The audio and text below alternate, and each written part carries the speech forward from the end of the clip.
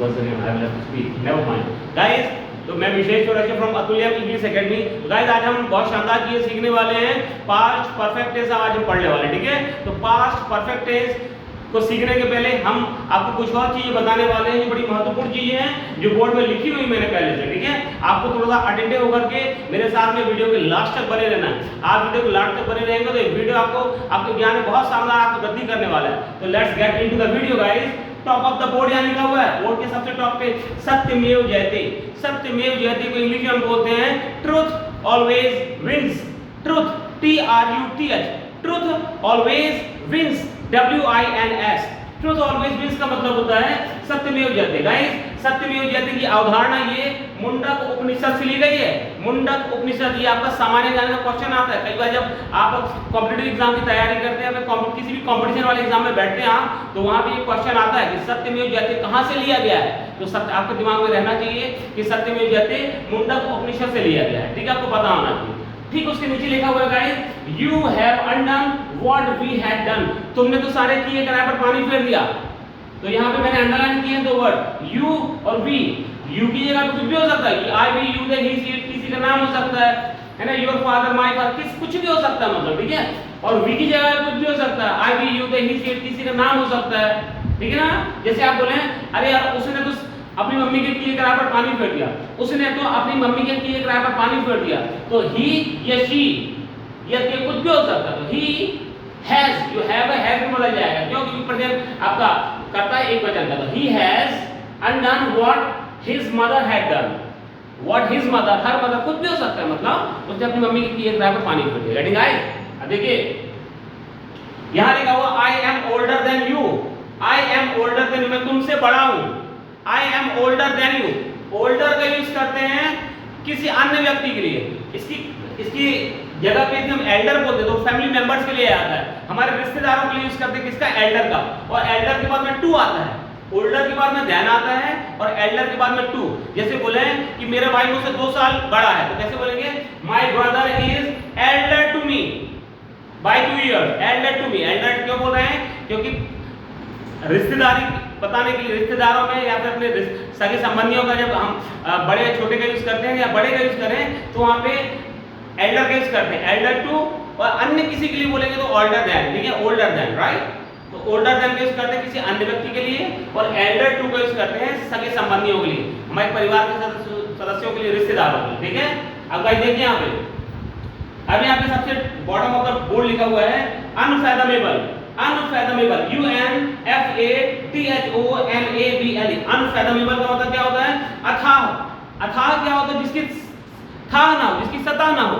अथाह जैसे बोलते ना कि सामान्य ज्ञान तो अथाह है, या फिर समुद्र में या पानी तो अथाह है ना, ऐसा कई बार बोलते ना कि मतलब ज्ञान तो अथाह है। अथाह मतलब ज्ञान तो अथाह है ना, इसकी कोई सरफेस नहीं, इसकी कोई क्या बोलते हैं उसको, सरफेस को क्या बोलते हैं, सतह नहीं है उसकी, है ना, ठीक है। तो अनफैथमेबल मतलब क्या था, अथाह, जिसकी सतह ना हो, जिसकी था ना हो।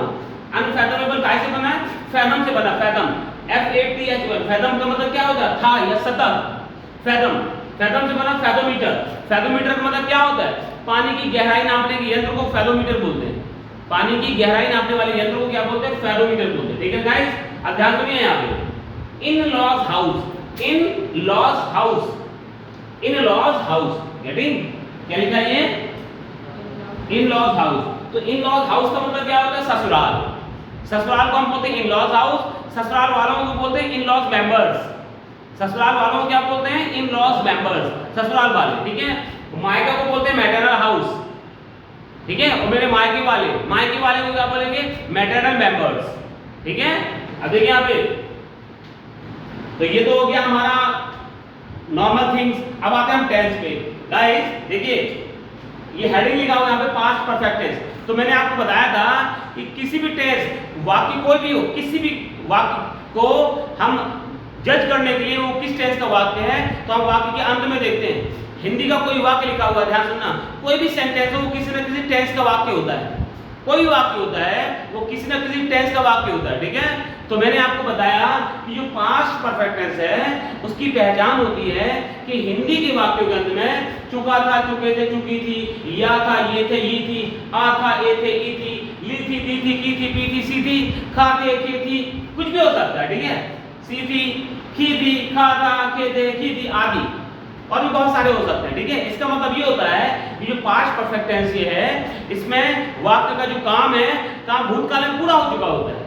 पास्ट टेंस के वाक्य में जो काम है भूतकाल में पूरा हो चुका होता है। जैसे हम बोले यहाँ पे मैंने वहां खाना खाया था, मैंने वहां खाना खाया था, खाना खाया था मतलब भूतकाल में काम पूरा हो चुका था, भूतकाल में काम पूरा हो चुका था। जैसे पापा कल रायपुर से, पापा कल धमतरी से आ गए थे, या पापा कल मध्य प्रदेश से आ गए थे, पापा मुंबई से आ गए थे, मतलब कल आने का काम पूरा हो चुका था भूतकाल में। जैसे मम्मी ने कल खीर बनाई थी, मम्मी ने कल खीर बनाई थी, तो कल मतलब भूतकाल की बात कर रहे हैं, खीर बनाने का काम पूरा हो चुका है, ठीक है।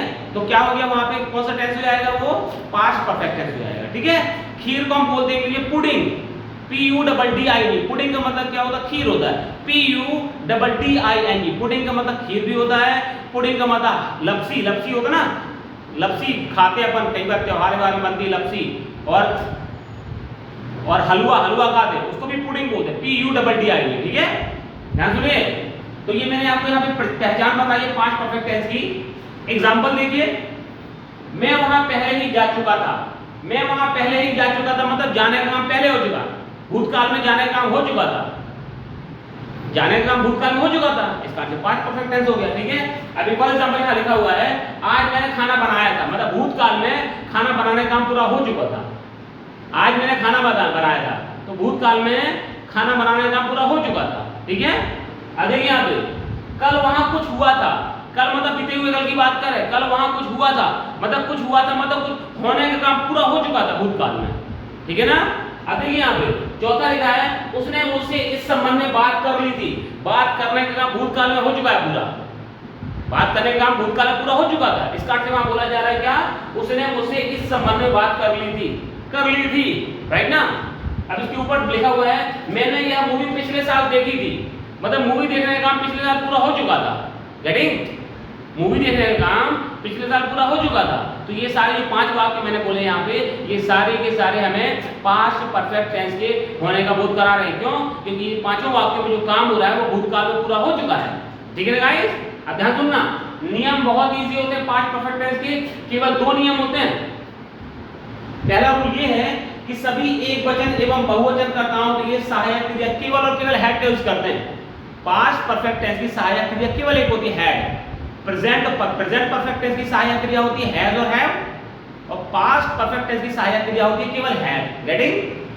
परफेक्ट टेंस मैंने आपको बताया था, परफेक्ट टेंस के वाक्यों में 12 में से 3 टेंस ऐसे होते हैं जिनमें मुख्य क्रिया का थर्ड फॉर्म यूज करते हैं, वो परफेक्ट टेंस होते हैं। कौन कौन से होते हैं वो, प्रेजेंट परफेक्ट, पास्ट परफेक्ट और फ्यूचर परफेक्ट। 12 में से 3 टेंस ऐसे होते हैं जिनमें मुख्य क्रिया का थर्ड फॉर्म यूज करते हैं, तीसरा फॉर्म यूज करते हैं, ठीक है।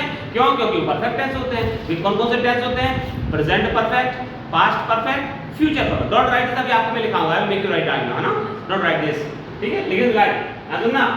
अब इसका सेकंड रूल है कि परफेक्ट टेंस के वाक्यों में हमेशा ही मुख्य क्रिया का तीसरा रूप यूज करते हैं, सिंपल। परफेक्ट टेंस के वाक्यों में present perfect, past perfect, future perfect, तो तीनों परफेक्ट में मुख्य क्रिया का थर्ड फॉर्म यूज करते हैं, ठीक है। अब ध्यान सुनिए, किसी भी वाक्य का एक स्ट्रक्चर होता है, इंग्लिश में किसी भी सेंटेंस को इंग्लिश में ट्रांसलेट करने के लिए उसका एक स्ट्रक्चर होता है। स्ट्रक्चर क्या होता है मैंने आपको पहले भी बताया हुआ है। अपन पास्ट परफेक्ट टेंस के वाक्यों को अंग्रेजी में कैसे बनाएंगे, उसके लिए एक स्ट्रक्चर होता है। क्या स्ट्रक्चर होता है, सबसे पहले एज यूजुअल सब्जेक्ट आएगा, क्लियर है, उसका सहायक क्रिया के रूप में हैड आएगा, क्यों, क्योंकि ये पास्ट परफेक्ट टेंस का वाक्य है, ठीक है। उसके बाद मुख्य क्रिया का थर्ड फॉर्म आएगा, हैड के साथ यदि कोई मुख्य क्रिया लिखी है तो हमेशा ही उसका थर्ड फॉर्म आएगा सॉरी, तो हमेशा ही उसका थर्ड फॉर्म आएगा, ठीक है गाइस। उसका यदि कोई ऑब्जेक्ट हो तो हुआ जाएगा, उसका कोई अदर वर्ड हो तो हुआ जाएगा, ठीक है गाइस। ध्यान सुनिए, एग्जांपल यहां लिखा हुआ था, मैं वहां पहले ही जा चुका था, मैं वहां पहले ही जा चुका था, तो सबसे पहले सब्जेक्ट आएगा, सब्जेक्ट क्या है वहां पे, मैं कौन जा चुका था, मैं, तो आई, फिर सहायक क्रिया हैड, आई हैड, ठीक है, पहले ही जा चुका था। पहले ही को हम इंग्लिश बोलते हैं ऑलरेडी, पहले ही को हम क्या बोलते हैं, ऑलरेडी। ध्यान सुनना, ऑलरेडी क्या है, ये एडवर्ब ऑफ फ्रीक्वेंसी है, एडवर्ब ऑफ फ्रीक्वेंसी, पहले ही मतलब एडवर्ब ऑफ फ्रीक्वेंसी कहलाता है। एडवर्ब क्या होता है हम आपको आगे जाके बताएंगे। तो एडवर्ब ऑफ फ्रीक्वेंसी जो होते हैं जैसे है आपका ऑलरेडी, रेयरली, ऑफन, सेल्डम, ठीक है, इसके अलावा वंस, ट्वाइस, थ्राइस, इसके अलावा नॉट, ठीक है, और कुछ भी हो सकते वर्ड्स। कुछ ऐसे वर्ड्स हैं एवर, नेवर, ये सारे ऐसे वर्ड्स हैं जो हमेशा ही मुख्य क्रिया के ठीक पहले यूज किए जाते हैं, ठीक है। तो ये है क्या क्या, आई हैड ऑलरेडी, फिर मुख्य क्रिया का third form, I had already gone there, आपका अदर वर्ड है I had already gone there, मैं वहां पहले ही जा चुका था। ऑलरेडी हमेशा ही मुख्य क्रिया के ठीक पहले आता है, लोग इसको ऑलरेडी को बाद में लिख देते हैं, वो ग्रामेटिकल रॉन्ग हो जाता है वो। जैसे I had gone there already, कोई आपसे बोल देगा या फिर लिखा आपके सामने एग्जाम में आ जाएगा I had gone there already, तो गलत है वो, I had gone there already नहीं, I had already gone there, ठीक है। अब देखिए यहाँ पे सेकंड सेंटेंस में लिखा हुआ है आज मैंने खाना बनाया था, तो I had cooked today. Cook का मतलब खाना, कुक का मतलब पकाना भी होता है, कुक का मतलब खाना पकाना भी होता है। तो यदि हमने कुक बोल दिया है कुक्ड, तो वहां पे फूड बोलने की जरूरत नहीं है, क्योंकि कुक का मतलब ही तो खाना पकाना, ठीक है। तो आई हैड कुक्ड फूड या आई हैड कुक्ड टुडे, ठीक है, right, I had cooked today. किसी खास चीज को नहीं बोलेगा तो उसका आपको नाम बोल देना पड़ेगा, ठीक है ना। इसके अलावा देखिए कल वहां कुछ हुआ था, कल वहां कुछ हुआ था, तो कुछ समथिंग, तो समथिंग हैड हैपेंड, हैपेंड मतलब होना, something had happened there yesterday, something had happened there yesterday, happen मतलब होना, तो हैपन का सेकंड और थर्ड फॉर्म क्या होता है हैपेंड, तो something had happened there yesterday, getting, something had happened there yesterday मतलब कल कुछ वहां हुआ था। ध्यान सुनना, ये अफर्मेटिव सेंटेंस है, तो मैंने आपको पहले बताया था, एक बार फिर सुन लीजिए। जब कोई वाक्य अफर्मेटिव होता है तो वहां पे some, somebody, something, somehow, somewhere इन शब्दों का यूज करते हैं। लेकिन वाक्य जब नेगेटिव, इंट्रोगेटिव प्लस नेगेटिव होता है, तो जो सम है वो एनी में बदल जाता है। इसका जब नेगेटिव बनाएंगे तो क्या हो जाएगा, anything had not happened there yesterday, anything had not happened there yesterday, या फिर nothing had happened there yesterday. Nothing, क्योंकि मैंने आपको बताया था नो का मतलब क्या होता है, नो, एन ओ, नो का फुल फॉर्म होता है नॉट प्लस एनी, बताया था मैंने आपको, है ना, ठीक है। अभी चौथा सेंटेंस यहां लिखा हुआ है गाइस, उसने मुझसे इस संबंध में बात कर ली थी, उसने मुझसे इस संबंध में बात कर ली थी, किसने, उसने, उसने मतलब ही या शी, उसने मतलब ही या शी, तो ही या शी आपका सब्जेक्ट है, तो ही या शी यहां लिखा हुआ ऑब्लिक करके, या तो शी या ही दोनों बोल सकते हैं, क्योंकि इसमें क्लियर नहीं लड़का है कि लड़की, ठीक है। तो he had talked to me in this concern, इस संबंध में मतलब इन दिस कंसर्न, ये फ्रेज आपको रट जाना चाहिए। इन दिस कंसर्न मतलब इस संबंध में, इन दैट कंसर्न मतलब उस संबंध में, इन दिस कंसर्न या फिर रिगार्डिंग इट या दिस या दैट जो भी हो सकता है। रिगार्डिंग का मतलब भी क्या होता है, के बारे में, के संबंध में, रिगार्डिंग या इन दिस कंसर्न दोनों का मतलब वही है, रिगार्डिंग दिस या इन दिस कंसर्न। इसका मतलब ये है कि इस संबंध में, तो उसने मुझसे इस संबंध में बात कर ली थी, मतलब he या she had talked to me in this concern या regarding this। ध्यान सुनिए, टॉक के बाद में हमेशा टू प्रीपोजिशन आता है, टू, ध्यान सुनना, टॉक के बाद में हमेशा टू प्रीपोजिशन आएगा। जब टॉक मुख्य क्रिया का काम करेगा तो टॉक के बाद में हमेशा टू प्रीपोजिशन आता है। कुछ लोग बोलते हैं टॉक विद, गलत है वो, जैसे आई am talking with my father, I am talking with my friends. कई बार लोग बोल देते हैं इंग्लिश, स्पोकन इंग्लिश में, आई am talking with my teacher, I am talking with my mom, I am talking with my mom. ये grammatical wrong है, spoken English में कोई चीज गलत नहीं होती, ग्रामेटिकल रॉन्ग है। टॉक यदि मैन वर्ब की तरह यूज किया जा रहा है तो टॉक के बाद में हमेशा ही टू प्रीपोजिशन का यूज करते हैं। I am talking to my friends, I am talking with my friends नहीं, I am talking to my friends, I am talking to my teacher, I am talking to my brother, I am talking to my sister, talking with नहीं, ठीक है guys. अब समझिए यहां पे, अब यहां पांचवा सेंटेंस लिखा हुआ है, मैंने यह मूवी पिछले साल देखी थी, तो मैंने मतलब आई हैड सीन या वॉच्ड, सी का थर्ड फॉर्म क्या होता है, सी सॉ सीन, और वॉच का थर्ड फॉर्म क्या होता है, वॉच वॉच्ड वॉच्ड। तो आई हैड सीन या फिर watched this movie last year, पिछले साल मतलब लास्ट ईयर, दिस मूवी मतलब ये वाली मूवी, ठीक है, ये पिक्चर मैंने पिछले साल देखी थी। आई हैड सीन या watched this movie last year, getting guys, ठीक है गाइस। देखिए ये हमारा पास्ट परफेक्ट टेंस था, ध्यान से सुनिए, तीन मैंने यहाँ पे वाक्य लिखे हुए हैं, बड़े मिलते जुलते वर्ड्स हैं, लेकिन ग्रामेटिकल आपको पता होना चाहिए, बहुत बारीक बारीक डिफरेंसेस हैं शब्दों में, अक्षरों में, और टेंस बदल गया। कैसे, देखिए यहाँ पे सेंटेंस लिखा है, यहाँ पे मैं गया, जाना, गया मतलब गो एंड गॉन, जाना, तो मैं गया, मुख्य क्रिया पर वाक्य खत्म हो रहा है, तो ये पास्ट इंडेफिनिट टेंस हो गया। मैंने आपको बताया था पास्ट इंडेफिनिट टेंस की मैंने आपको पहचान बताई थी कि वाक्यों के अंत में ता ते दी थी, या ये ई आ ए ई ली दी की पी सी, या फिर जब वाक्य मुख्य क्रिया पर खत्म होता है तो पास्ट इंडेफिनिट टेंस होता है। मैंने आपको बताया था, इफ यू रिमेंबर, यदि आपको याद हो, है ना। ध्यान सुनिए, तो मैं गया तो इसको इंग्लिश में बोलेंगे I went. I went, go went gone second form, I went, ये पास्ट इंडेफिनिट टेंस का वाक्य है। मैं गया हूं, या है, चुका है, चुके हैं, चुकी है, या है, ये है, प्रेजेंट परफेक्ट टेंस। अभी मैंने आपको बताया नहीं, आपको आगे जाके बताऊंगा। मैं गया हूं, आई हैव गॉन, ये प्रेजेंट परफेक्ट टेंस हो गया। और मैं गया था, चुका था, चुके थे, चुकी थी, या था, ये चली थी, गया था, तो आई हैड गॉन, ये पास्ट परफेक्ट टेंस हो गया। ठीक है ना गाइस, ये बहुत बारीक बारीक डिफरेंसेस हैं, लेकिन आपको पता होना चाहिए। ठीक है, ध्यान देना। इस पे कोई कुछ पूछना तो नहीं, किसी को कुछ भी पूछना तो नहीं इस पे? नो, लिसन गाइस, ध्यान सुनना। ये मैंने आपको बताया पास्ट परफेक्ट टेंस, और मैंने आपको बताया था पास्ट इंडेफिनिट टेंस। एक आपको बड़ा महत्वपूर्ण रूल बता रहा हूं।